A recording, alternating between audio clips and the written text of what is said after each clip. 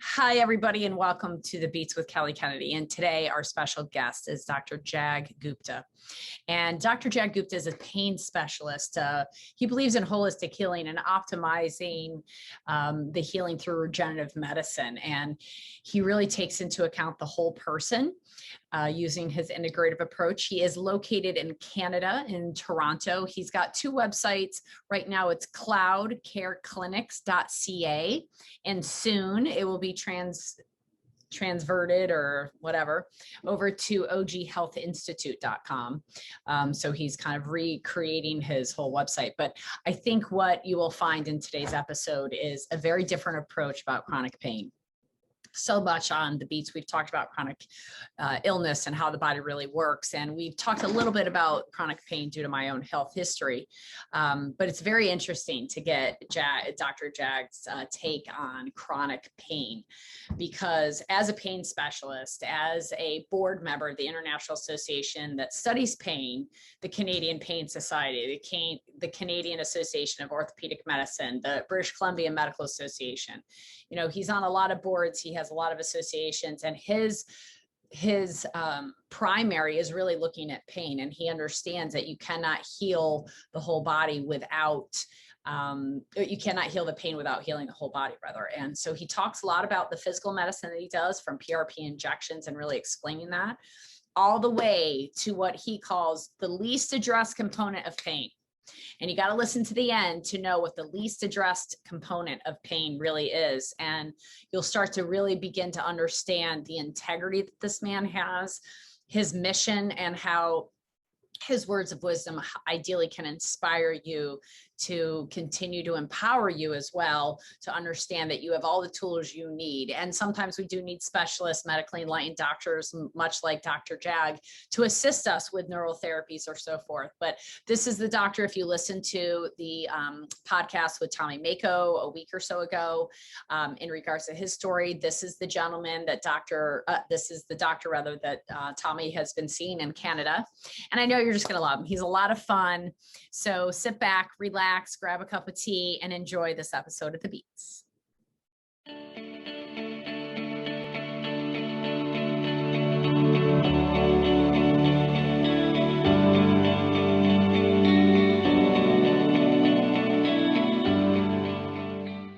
Welcome back to The Beats with Kelly Kennedy. And as always, I get to share one of my great new colleague friends and great spirits and minds and scientists that I get to travel the world to meet. And so Dr. Jag Gupta is another one of these great individuals. He lives in Toronto, Canada. His website is oghealthinstitute.com. We'll talk a little bit more about that, but let's talk about how I actually met Jag, because it's part of the story. So through COVID, of course, we had clients from Canada that could not travel to the United States and needed follow-up care. And one of our clients who's very persistent, who was really enjoying the therapies he was getting here, and with our medical doctor who was doing some neural therapies for him, he was persistent to make sure that he continued with that care because it was getting such great results. So he went on the hunt in Canada and found this amazing doctor and said, "You've got to meet Dr. Jag Gupta." So we set up a conference call. I don't know, this was about a year and a half ago or so, for like a 20-minute call at night. And I think we talked for about 3 hours and it was fantastic. I was like, oh man, I wish you were in the United States and we could work together more closely, but we're such a great association. And then fast forward a year and a half, I'm now at my new coaching group just a few months ago, not even, and they're introducing this gentleman who came from Canada, does neural therapies, because he's helped the master of the group, the leader of the group, helped his father basically go from a horrible ladder accident where he was told he'd be paralyzed and probably not walk again, to within a few weeks of working with Dr. Gupta, of course, walking and acting like nothing ever happened, to the point where this gentleman was crying. And I'm sitting in the audience going, there's no way there cannot be two Dr. Guptas in Toronto that take needles to certain areas of the body and do magic. There's got to be the one, the only, the Dr. G. Dr. Gupta. And so, yeah, so I literally walked up to him. I was like, wait, are you Dr. Gupta? And he was like, yeah, why do you look familiar? And I was like, Flow Prezzo, Sound of Soul. And he was like, oh my gosh. So he now has his Flow Prezzo, and we've become friends. We went, what's it called? ATVing all over the mountains in Utah. And I let him drive, and I encourage him to go faster and be more dangerous. We've had a lot of fun together, actually. Well, I made you go faster to go right through the river thing and splash all the water. Yeah. I said, like, you're like, sure, go slow. I was like, accelerate. And we got so muddy, and we got the guy in the back really muddy, and we just had a lot of fun. So today, you know, we talk a lot about on the beats about chronic illness. And once in a while I touch about chronic pain, because of course that's my story.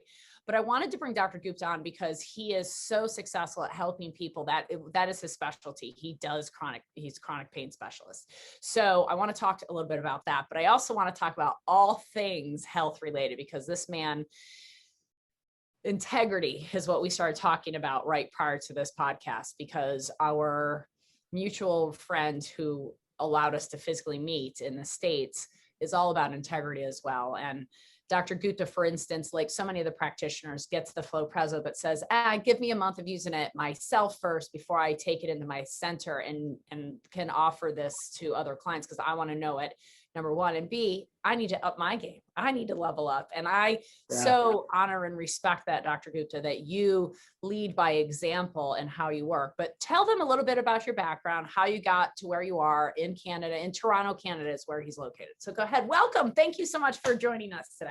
Yes. So thank you. No, I'm happy and excited to be here with you. And just like you're saying, like we had a very interesting the way we met. And what I can say is that anyone who is into Flow Prezzo, they're friends with me for sure. but yeah, my like a quick, I don't want to go too much detail on the background, but I'll just give a high level review. But basically I was born in Vancouver, Canada, and that's where I did my medical school. And I ended up going to Toronto for my residency training. And initially I trained in family medicine, but I kind of got interested in palliative care. And then from there, the reason I got interested in palliative care because the focus was on the quality of life versus the quantity of life. And I was kind of feeling that in the traditional medical model that we weren't focusing so much on the patient and what they really wanted. So that's what drew me to there. And then when I was training in that, someone said, do you know about chronic pain management? I was like, what is that? And they're like, yeah, people are suffering not only in the last 3 weeks of life, but their whole life. And so once when I got into that world, that's what really got me much more passionate about finding ways, how can I help these people in pain? Because I was originally approaching it from a very traditional medical model of nerve blocks, joint injections, all the medications and other interventional procedures, kind of more from an anesthesia approach. But I realized that many times we weren't curing the pain, we were just masking it with a lot of medications or just burning nerves or stuff like that. And some of my patients would go out and do other treatments that we didn't know as much about, like acupuncture or trigger point or some other nutritional stuff. And they would get a bit better. And I'd be like, how come you're getting better? And I don't know about it. So that's when I started going out, learned about acupuncture and trigger point. I come back, tested my patients. And of course, not everyone got better, but let's say even 20% of the people got better. But I was like, wow, they're better and it's super safe and it's effective. Why aren't we using this? What else is there that I don't know? And I started learning more and more about, whether it's nutritional medicine, mind-body medicine, functional medicine, learning about the hormones and toxins and gut health. And eventually I got into like regenerative medicine, including orthopedic medicine, which includes prolotherapy, PRP, and all these other advanced procedures. And once when I saw the results on those type of things for chronic pain, I was just like, oh my God, like I can't go back to my old way of practice. And I got to start learning more. So I think that's a high level review of how I got to where I am. Well, and we all want to take a moment of pause and congratulate and thank you. And for me, who lived in pain for 3 years, for those that know my story, I went from one doctor to the next that took pictures, wrote prescription pads, gave me names of support groups, and told me to manage my pain the rest of my life. I saw pain specialists, orthopedic specialists, nerve specialists, And then it was finally the massage therapist that I was skeptical of that I finally went to, was like, hey, that actually helped more than the Vicodin and the Flexeril. What the hell's going on? And that too led me down this path. But it's refreshing, in all honesty, Dr. Gupta, to find a doctor that goes, hey, that's working. I don't know about that. Let me research that so I can get a better outcome. And I think that the days of finding a doctor that's listed in my insurance is the doctor that takes my insurance have got to go away. It's got to be the doctor that cares about the client, that's seen the client fully, and also is becoming a better version and vision of themselves so they can be less impeding in the health of their participants that they're working with. Because I know, and I've said this many times on the podcast, my previous personality pushed a lot of people out of True Wellness to stores because of my own crap. And one of my goals in my life is to clear my stuff enough so that I am not the impediment to helping somebody find the way. And so God bless you for all that you do and how you do it and being who you are, because that is unique. And all your clients, and I know from the client that we share, Tommy, who those of you who have watched that podcast, Tommy Mako did a podcast. This is the Dr. G that he was talking about that did those neural therapies and all those crazy places and continues to do so. You know, we really, as your patients, as your colleague, we really appreciate the care and the integrity of which you bring to that, to always want to find another easier, faster, more effective, more efficient, less painful way. As much as I love needles, and as good as you are with needles, some people don't like needles. Yeah, totally. Yeah. So PRP, you talked about that a little bit, because I know some of our clients, some of the listeners rather, have heard about that maybe from the dental piece, from working with Dr. Cartola or Porcelli or somebody that, we're using PRF, plasma rich filament. Can you explain how you use PRF? Yeah. So how I use PRP, I'll just explain from my perspective in a simple way what PRP really is. Is PRP exists already in your blood, and it is your body's natural mechanism to repair and regenerate yourself. But it's only used in certain instances. I'll give an example. So if you fall and you cut yourself and you start bleeding, the first thing that come there is the platelets in your blood, and they form a plug, and then they release a bunch of other, growth factors and signaling molecules that will kind of strengthen the clot and form the scar tissue. And as the scar tissue forms, there's more collagen, and you'll notice over a period of a few weeks or 1 or 2 months, the color and the texture of your scar changes. That's because it's actually remodeling.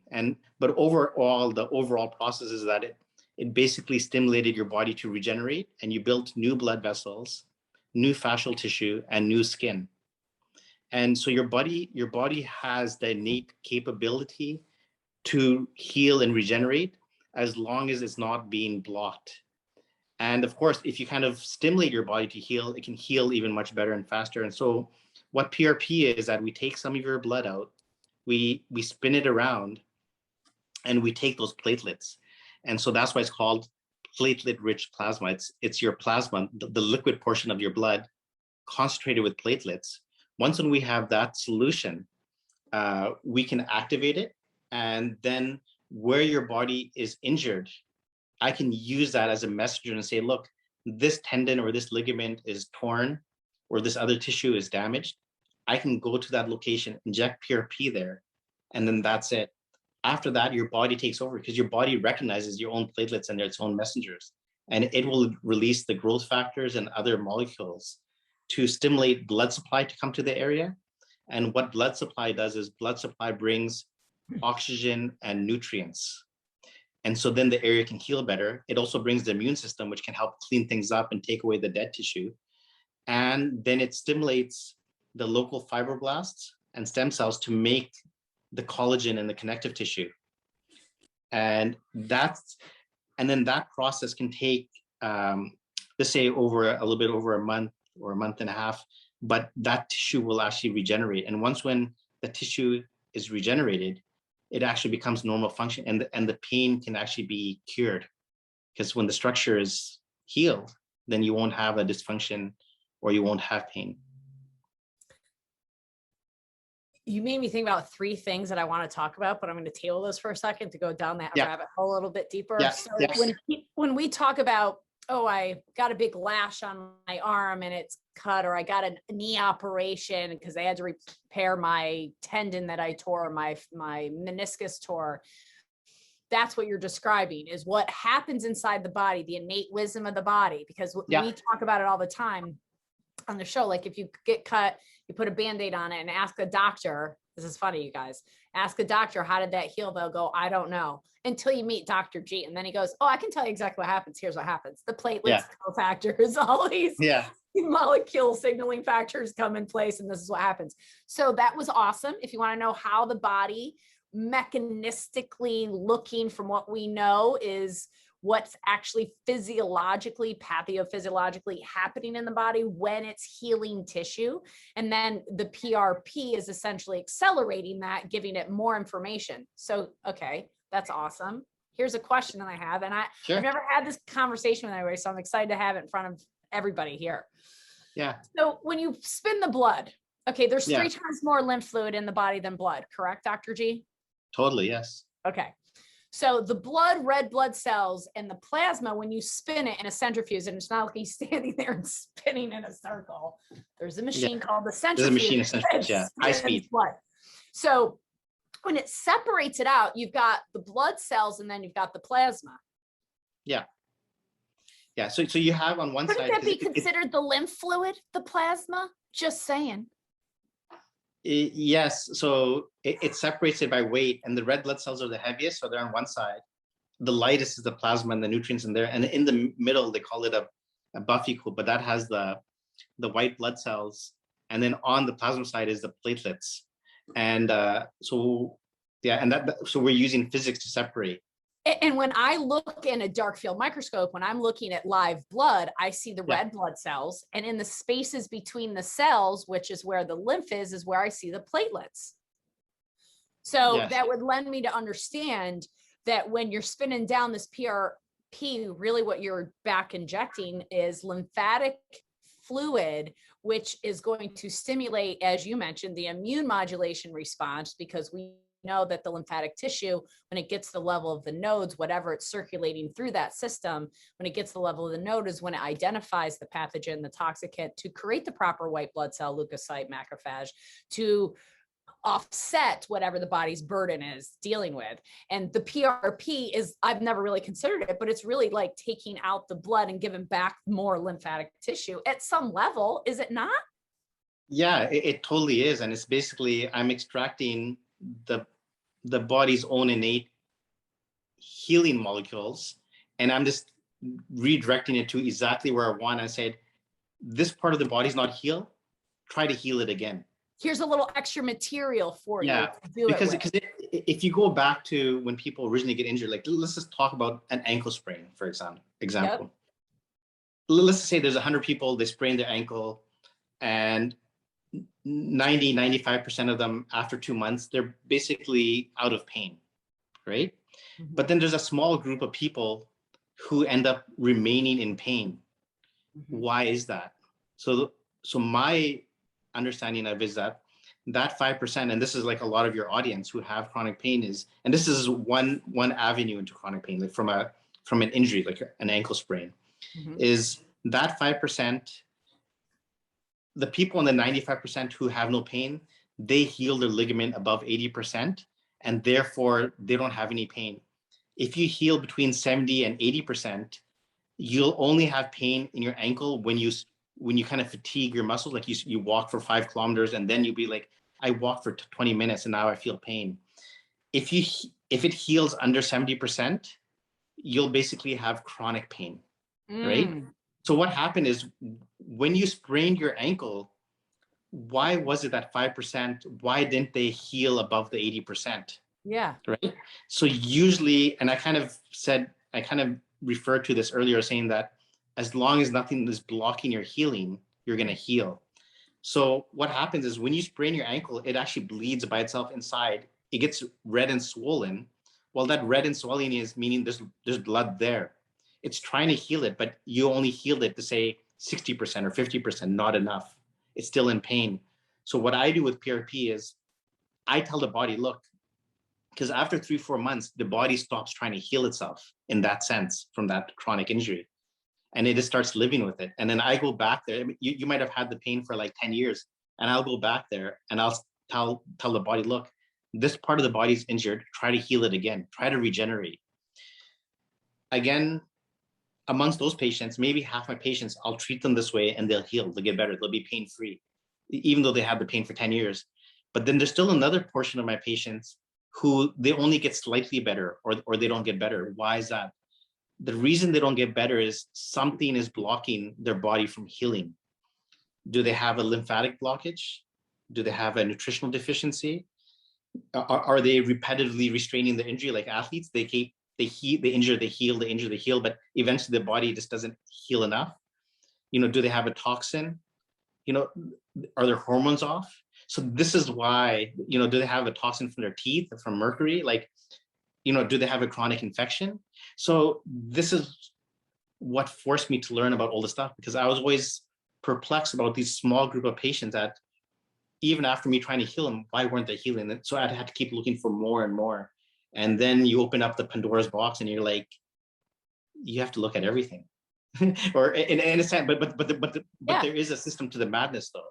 If you go to the right people, there is a system to the madness. And there are some things which are common, like toxins or infections and so forth, or nutritional deficiencies or allergies, and treating these things. And scars, I don't scar tissue. Yeah. The scars are huge, especially from the pain doc and the fascia and understanding the communication. Yeah, because some of the small nerve fibers can get trapped in the scar, and then they cause a chronic pain even from the scar. So, yeah, of course, we're trying to keep this more at the common and simple level, but that's why the more I go forward, the more I look into the importance of lifestyle, of eating healthy, of doing some certain amount of exercise, of thinking healthy and mental health, of sleeping. Sleeping is way underrated. Sleeping is critical. And this is the process I'm undergoing through myself right now, because I was talking to Kelly and Dr. Isaac Jones, which is one of our coaches, and he goes like, Dr. G, why don't you go to the next level and start doing this? I go, I'll go to the next level only when I'm in integrity myself, when I'm optimizing my own lifestyle from sleep. And this, because just like Kelly and me, like we're always up late reading, and we always like to push ourselves. And they say we should be sleeping at 10, but we'll go to sleep at like 3 a.m. or 2 a.m, and then we wake up at 7. Now we're sleep deprived. Once you're sleep deprived, your brain function goes down. You're gonna change the hormones in your body to gain weight. There's a lot of decrease. You're not in optimal health. And I go, if I'm not in optimal health myself, how can I truly unleash this program to get my patients into optimal health? Like, I'm still trying to teach my patient, but I want to fully come out. I want to be there. And so that's what I'm working on myself first on that aspect. It's incredible, Dr. G. And the other thing we talked about is that, like we've talked about before on the podcast, that health is not a destination, and optimizing not a destination, that it's an action that we take every ongoing day. When we were with Dr. Jones and we were all together, it was an incredible weekend of masterminding with great practitioners, clinicians, and entrepreneurs, essentially, that are looking to really help change the world and help get this education out there. As one of the great guys says, if you guys don't figure this out, you're all jerks. He was the non-doctor in the group, the tech guy. It was like, you guys got to figure out how to get your message out there, because you guys know too much. If you don't, you're jerks. I just love John for that. I thought it was awesome.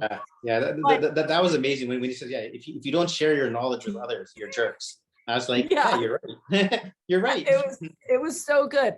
But we spent a fair amount of that time educating and, masterminding and all that. But then we spent a lot of time caring for ourselves and going on hikes and doing the ATV things and eating really good food and fireside relaxing conversations and yoga in the morning and meditations. And we did all this self-care around it. And then we made commitments for our business and commitments for our self-care and how we were going to engage with this world, because we know that we as the leaders need to lead by example to continue to optimize. And we're always finding new ways to optimize our wellness. And it's interesting everything you just said. It's funny you chose ankles, because you don't know my whole history, obviously, but I was in the car accident at 20.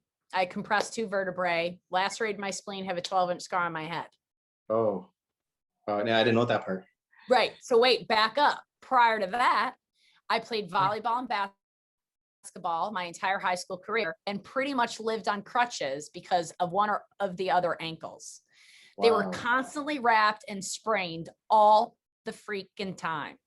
Then I get in the, so that was my whole high school career. Then I go to Cornell, I get into the rowing program. I loved rowing. Oh my God, it was awesome. It built my body in a different way. But I think that because I was, using one side versus the other, when I got in the car accident, it reinforced the bilateral issues. Okay. Stay with me. I get out of pain. 4 years later, I'm out of pain now for a year. And I decided it's a good idea to play basketball with a bunch of like professional athletes and like combat ranger medic guys. Oh my God. I have like not the smartest decision I've ever made. So I go up for a rebound. I don't get it. And when I land, the guy that got it landed on top of my tibia and fractured my tibia. Wow. Okay. So that hurt me I could tell you exactly where the fracture is. I could point to it. It was a hairline fracture, but I could touch it for 15 years and tell you exactly where it broke. And my ankles were always an issue. Then I got into lymph work. Then I got rid of cow dairy. Then I got all this stuff out of my life. And I had my kid. And about a year later, maybe 2 years later, I was doing a muck fest and broke my left arm. Again, radius, clear fracture, just doing a stupid human trick, holding something too long, too hard, and just gave out because look how tiny my freaking wrists are. So you used your body to learn everything. I did. I'm physically learning spiritual lessons. I'm now done with that, God. Thank you very much. I'm done. Yes. Done.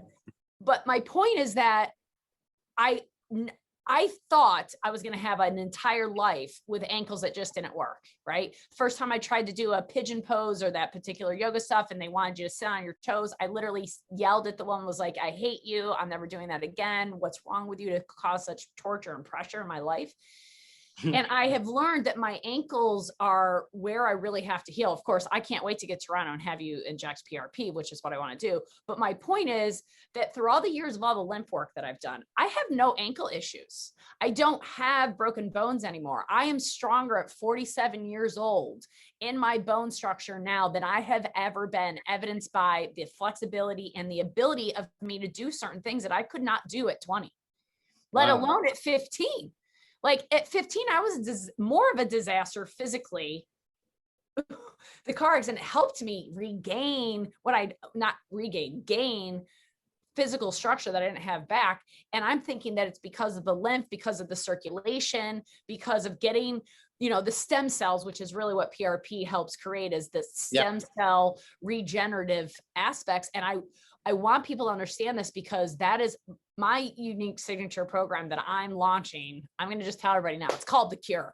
It's called constantly up-regulating your ecosystems. Because when I look at my picture, my before picture from 25 years ago to today, I look younger today. I'm more vital. My skin is better. I have no makeup on my face, none. Wow. And I know that this is the cure. This is the answer to your problem. I don't care if it's chronic illness or chronic pain. Your body's regenerative. It's amazing. And you find 100%. Brilliant, wise doctors like this that know what to do and how to do it and when to do it. I'm telling you, there is nothing you can't turn around. Nothing. Yeah. And I totally believe in that the body can cure itself. You can be cured of chronic pain. And I've seen it so many times where people have come in with 15, 20, 30 years of back pain, neck pain.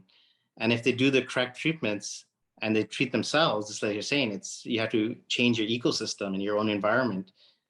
The body can cure. And sometimes you just need assistance to find out what's blocking you from curing, what's blocking you from regenerating, because the body was designed to regenerate. We're in the future of medicine. And I've been saying that the last few episodes. I really want people to understand we're there. Like I've been joking for years about the Jetsons. Where's my Rosie robot that runs my house? And where's my flying car?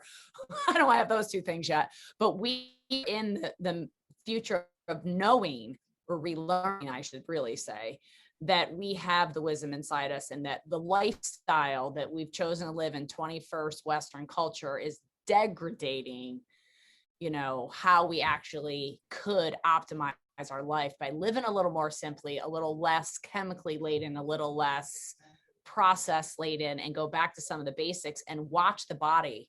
Spend more time outside of nature. Like, that's a huge thing. And I want to delve into the sleep thing a little bit, because what you said is so true and so honest, right? Like, listen, we know all the right things to do, and sometimes we still don't do them because we get very excited about what we're learning or about a conversation. I think the night we spoke, it was late at night for us. It was like probably midnight, 1 o'clock. We had that conversation, which probably was supposed to start at 10, be done by 10:30, but we couldn't stop, and we talked till 1. Right? It was one of those infamous lines, like, "Oh, who's your new best friend who's on the phone for 3 hours, Kelly?" But how do you biohack? How do you offset when you do things like that? Because there's passion, there's drive, there's devotion. Like, that also makes me really joyful and happy, right? When I find the new book, so excited to read, or, like, how do you, Dr. G, offset that in biohack in your world?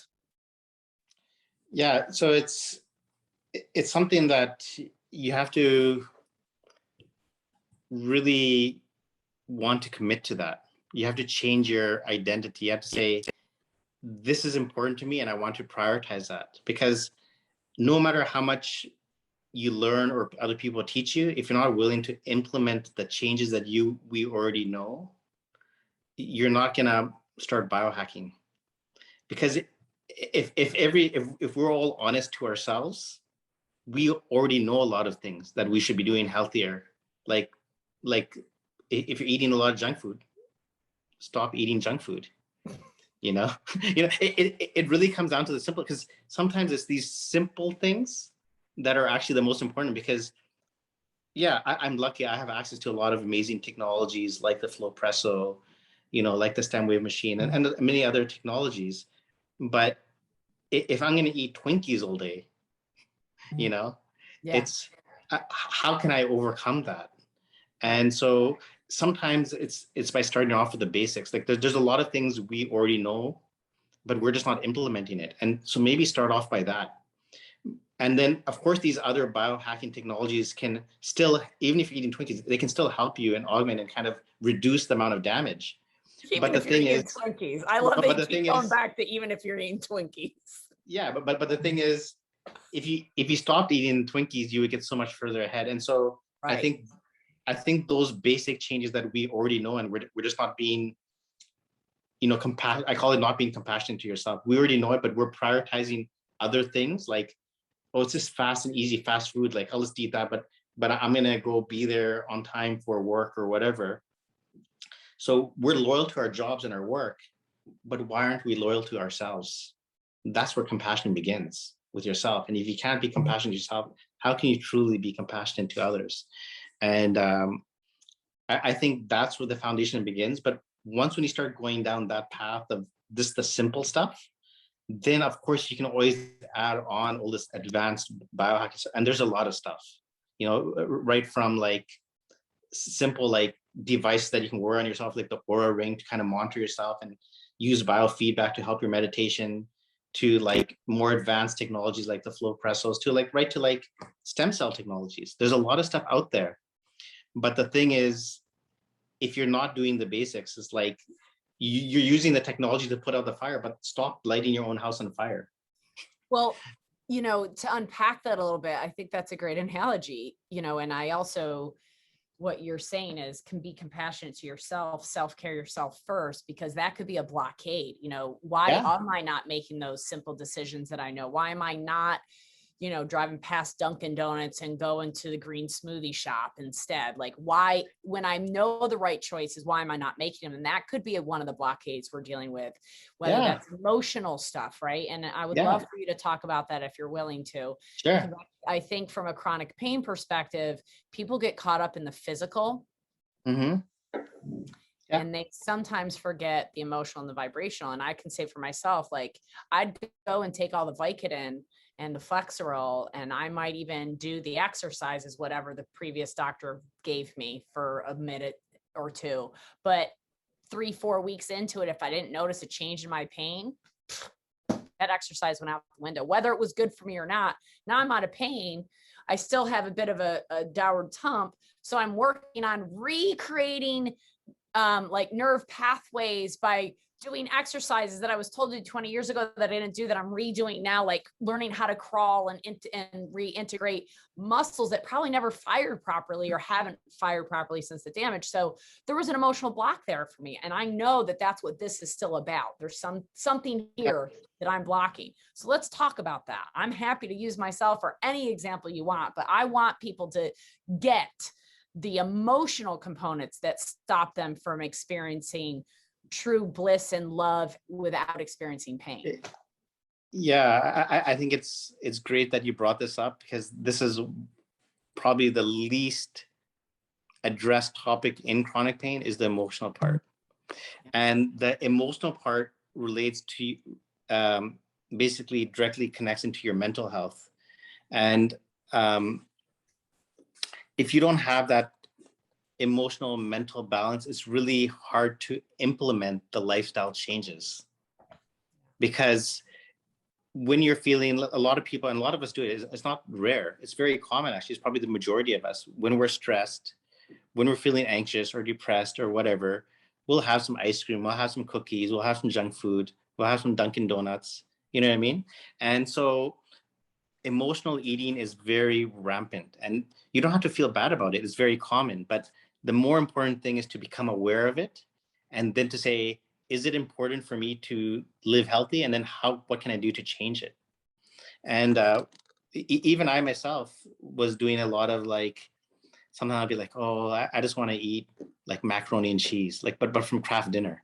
Like, I used to do that when I was a kid, and why am I doing that now as a full-grown adult, right? I'll be like boiling it myself and like eating it. I'd be like, and what I realized, it was my addiction to that highly processed sugar, carbs, and cheese and stuff like that. And one practical tip I can give that I did on myself, and it worked, and I think it will help many other people, was I did a water fast.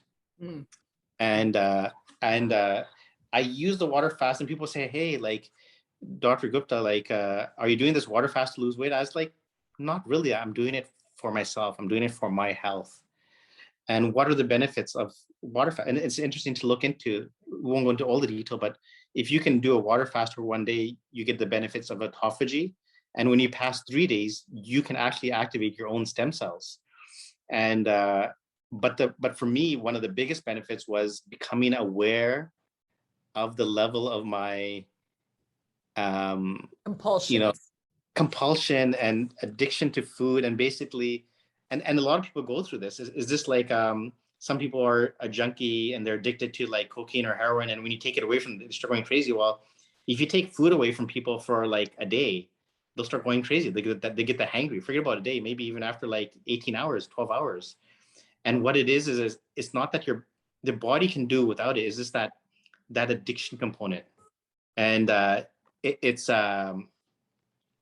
can you say, sorry, I was just getting a call, but that addiction component, becoming aware of it. And once if you can fight your way through that, going past the first or second day, then you start gaining that kind of confidence and mastery. So I'd be like, yeah, I can do this again. And so since I've done that 3-day fast, now I've done many days where I did what they call intermittent fasting, where I only eat in a 6-hour window. Like, to say maybe I have a late lunch, maybe around 1 o'clock, and I eat my dinner by 7. But then that requires me to, in the morning, only drink water and miss breakfast, and start my day without eating. But the thing is, I'm able to do it now. Versus before, I'd be like, oh, let me just have some chips. Let me just eat some snacks. And I've already noticed a change in my body. You trained your body to be able to do that. And yes, I think one of the things he's trying to really explain is that compulsion, when we're no longer compulsory, we are in consciousness. And when we are pulled to, and it could be exercise, it could be a good, what is perceived as a good, but any habit, whether it's buying the donut that I buy every day, or it's taking the 5-mile walk before I get up, if it's compulsive instead of conscious, then it's aiding into patterns and rigidities and stuckness versus flow. Flow is state of consciousness and being and present and going, okay, like, listen, we can talk and people can throw me under the bus because some of you know I like Starbucks chai tea. I have political issues with Starbucks. I have all sorts of issues with Starbucks. But the bottom line is, every once in a while, I like myself a chai tea. Dr. Pope's threw me under the bus about it. Everybody has, right? But the reality is that what it gives me consciously when I want it is good. But the difference is I'm no longer compulsatory. I think I was compulsatory. It was like I drove by a Starbucks and my car would just pull in. I'm like, but I've already had one today. Why is my car pulling in? And it was just this habit. Now, when I want one, I'm talking to myself about it. Do I really want one? Is it really appropriate to do today? Do I really want to add that to the list? And as long as it's a conscious choice, then I'm okay with it. Now, I don't do it every day anymore. I don't do it like 1/10 of what I used to do it. But because it's more about a political thing than it is anything else. But that being said, it's about being conscious of what we're doing that brings us into a state of awareness of what's going on for our body so that we can overcome our mind to lead from our hearts and follow our path. And I think that's a really good way to put it, of compulsion versus conscious, or, being responsible versus being reactive. But these things come back down to the importance of addressing your emotions. Because if you don't address the emotions, you'll never get over your compulsion, because you need to, that you're treating your emotional pain with your compulsion, with your food or whatever you're doing. And, you could be the best mother in the world and giving your children, healthy breakfast, healthy food, and dropping them off and doing all the work. But on your way back, you're going to stop by Dunkin' Donuts and buy a donut. Versus if you dealt with your emotions and your compulsions, and this is for, then you could not have that. You can say, look, if I can have compassion towards my children, I can give my children healthy food. Why can't I give myself healthy food? And you can do it, figure out why you're looking at that, and then handle that. Just let it go. Whatever it is, let it go. Maybe it's because your mom told you something when you were a kid, or some teacher said something to you, or somebody pissed you off at work and you didn't know how to deal with it. Whatever it is, deal with it. Because that, my story is a strange one, but it's not. I'm sure Dr. G could attest to many stories like this. I walked into not this office, but Ian Kennedy's office 24 years ago, living on Vicodin and Flexerol, 3 other medications for allergies and that I was on prior to the car accident. But I lived in pain 24 hours a day, 7 days a week. I did emotional work in his office. Energetic, vibrational, not a needle touched my skin, emotional work. And I tell people for 17 years that it took a month, but God bless it, I'm not saying that anymore because it's not the truth. The truth, I told people that because it was hard for them to believe. I walked out of that office that day and no longer had pain and didn't understand it. I was rowing 5 days later because I stayed in my college, in my club team rather, to row, because I still loved rowing, even though I wasn't. Oh, it looks like we lost stock. He's getting another call. He's coming back. Sorry, I know we've spent a little longer time, but I'll be quick. No. So, I'm just trying to find. Okay, now I got it back. Yeah. Okay, good. So bottom line was, I walked in his office. He did this emotional release technique on me. And it took me 5 days to literally have the consciousness to realize I wasn't pushing the pain back in the back of my mind anymore. Because those of you who have lived in chronic pain, you know what that's like. It's like this background noise that you check in with at different times of the day, but you've gotten really good at pushing it off. If you give it consciousness, it kind of takes you down to your knees and makes you want to go to bed, or makes you want to cry, or makes you not want to live your life. But if you continue and you're persistent and you know that you can overcome it, you continue to push it in the back and live your life like I did for so many years. Then I met this guy, now my husband, Ian, who taps my back, makes me think about some things, and my pain goes away. And I go, what the hell did you do? And he goes, energy. And it changed my life, you guys. It was emotional crap. I was in a car accident. 1 month later, my father had a stroke. 5 months later, a second stroke. 5 months after that, dead. 55 years old and dead. I was studying at Cornell University to become a doctor. Now I was living in painkillers. on painkillers, muscle relaxers, 3 other medications, and a 55-year-old father that's dead with genetics of Hodgkin's disease. And I was freaked out. And all I knew was this guy said energy is what made all my pain go away. And I was like, I'm sticking here until I figure it out. And I am here to tell you 24 years later that that literally happened that one day. It took me 5 days to realize it. And it's taken me 24 years to help everybody else understand that this was emotional. My body I had physical ailments. Physical ailments. I had 2 compression fractures. I still have a 12-inch scar on my head, and I still lacerated my spleen. But 3 years after the car accident, my body had wrapped these 2 events, my father's death and my car accident, together. And I was really still grieving my father in so many ways. And when he released that energy, the pain went away. And I am here to say the only time I've experienced pain in all these years was carrying a child for an extra 17 days and laboring through to get him to come out into this world. I definitely had some back pain that day, but outside of that, and it was low back pain, it had nothing to do with the upper back. There is no pain in my life. And that is a gift of my, okay, when I broke my arm, when I broke my leg doing stupid human tricks, but this is an emotional, there was physical ailments, but work like Dr. G does, work that we do, work to help open up your flow is the answer to releasing that pain and getting your body to heal on a mechanism, yes, with PRP or other injections and neural therapies, which I really wanted to talk about what we didn't get there because we went way down a deep rabbit hole, which is even better. But I just pray everybody gets that message. I do, because I don't want you living in pain. You have such great access to great doctors like this that if you need the physical help, but work on the emotional and the vibrational, please hear that message. So go ahead, Dr. G, add whatever you can. That was Kelly on this podcast. I totally agree because, as, doctors, like we can do a lot of procedures or we can prescribe different, meds or nutrition or whatever we're doing, but we can't do the exercise for you. If we prescribe exercise, we can't do that if we tell you to eat a certain way, we can't eat healthy for you. We can't fix your mental and emotional health. All these other things, I truly consider them foundational.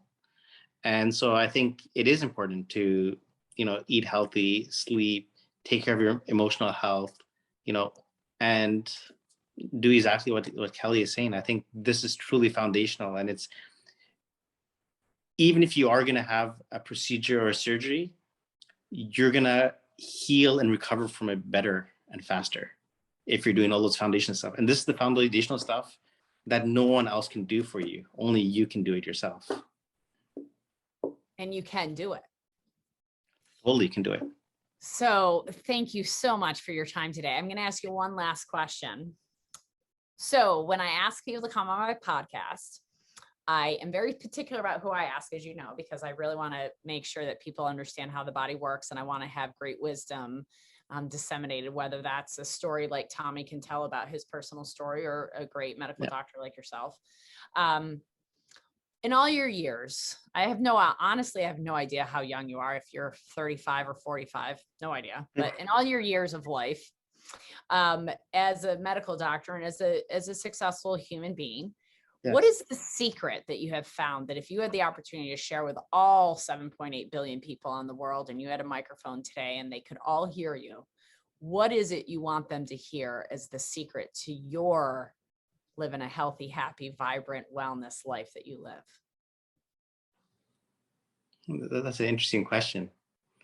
Yeah, it's like it's definitely not one thing, but if I was to say, like, if I was to give this information down to like my future children or, the future generations around the world, and I could only say it like, and give one piece of advice, I would say,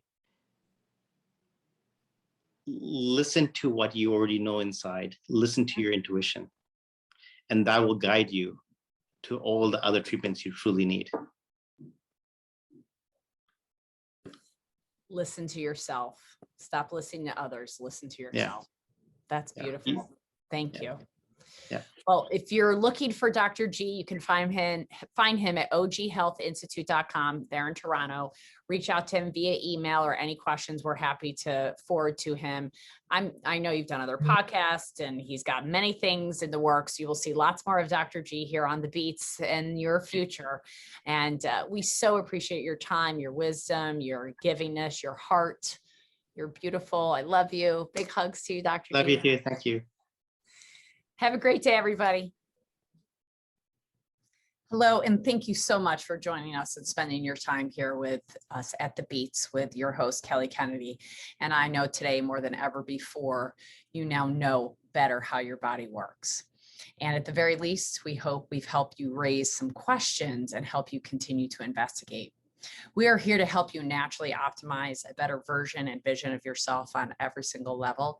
And after today, you can better engage your innate intelligence and allow for proper regulation and proper regeneration. Make sure to subscribe to never miss a beat again. We hope you've enjoyed this week's episode. And just a reminder that this podcast is for educational purposes only. This podcast is not a substitute for medical advice or professional advice and care by your doctor or other qualified medical professionals. This podcast is created with the intention to provide information and education. This podcast is created with the understanding that it does not constitute professional advice or medical services. If you are looking for help in your journey and seek a qualified medical practitioner, or if you're looking for a biological, not meds practitioner, we can help you. Someone who's trained and a licensed health coach and someone that can help you make changes, especially when it comes to your health. That's what Not Meds mission is about. I hope you have enjoyed listening again to this podcast. It's one of my favorite things to do. And if you do, please feel free to share it with your friends, your colleagues, for the tips of living the biological foundational life and living in the flow. And if you have been listening and love the show, please do leave comments. We love reading your comments. We really do. And you can subscribe to us wherever you hear your podcast. Thank you so much from our heart to yours.